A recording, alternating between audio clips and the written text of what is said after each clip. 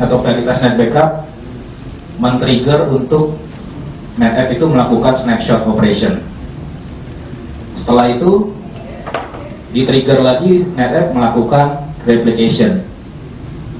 Baru sampai di ujung sebelah sana baru kita melakukan backup ke dalam tape ataupun ke dalam disk. Di contoh ini ke dalam disk, ke dalam tape. Atau kita juga bisa lagi melakukan duplication. Jadi kita sudah backup dari replika, kita lakukan lagi duplication ke dalam tape. Dari sini kita bisa lakukan restore mulai dari level VM. Kalau misalkan ada aplikasi Exchange, kita juga bisa recover Exchange sampai ke level email, bukan hanya database tapi sampai ke level email dan mailbox. Lalu SQL Server sampai ke file dan folder. Jadi walaupun judulnya itu snapshot, tapi kita tetap paham bahwa yang kita recover itu bisa sampai ke level terkecil, mulai dari file, kalau ada database, Exchange dan juga VM. Satu hari ada yang butuh 8 jam, dia 10 jam gitu. Case terakhir contohnya VM Pak ya, 200 VM di customer kita itu dia bisa hampir 2 hari. Itu kita solve sekarang backupnya dia full backup Pak, itu 15 menit sekali. Itu bisa full backup. Kemudian ada di perusahaan financing, data Oracle itu 37 tera. Itu kita backup Pak, 37 tera itu kalau Bapak pikir kalau misalkan nge-backup, gimana caranya nge-backup 37 tera gitu Pak, gede banget. Kita bisa solve Pak, itu nggak nyampe setengah jam Pak. Nggak nyampe setengah jam itu kita bisa full backup. Nah itu case kita banyak Pak untuk kayak gitu. Nah itu juga salah satu alasannya kenapa public cloud itu Pak. Karena saya lama di telco dan di public cloud Pak ya.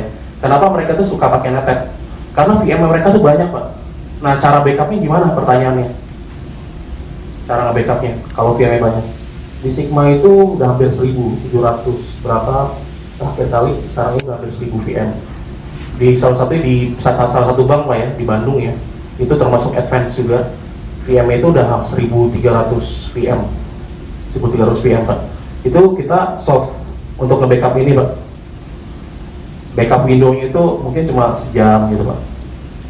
Ada yang 2 jam, tergantung dari schedule yang dia mau Pak. Kalau mau dibikin lebih rapat itu juga bisa Pak. Tapi kita bisa yakin kita kasih jaminan Pak ya. Karena saya 37 tera bisa di bawah setengah jam Pak ya. Kita bisa yakin di bawah setengah jam masih bisa Pak nge-backup di tempat Bapak. Ke Linux. Ada contoh customer sekarang kan trennya itu shifting atau berpindah ke Intel base karena dianggap lebih murah. Software pun kalau ketemu Intel base lebih murah harganya. Hardware kalau Intel base lebih murah.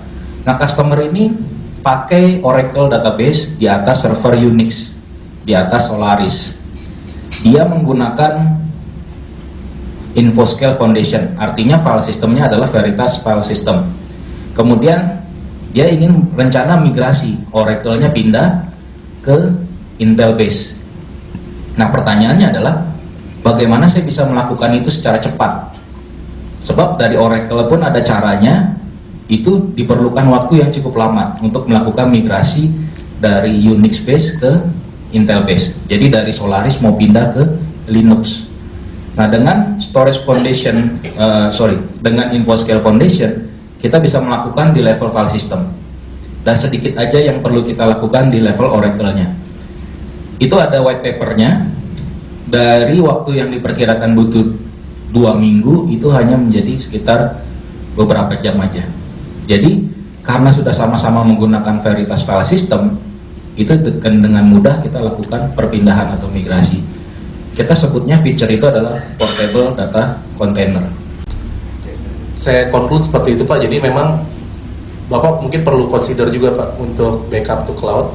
Walaupun mungkin awalnya pasti worry gitu Pak ya, khawatir ya.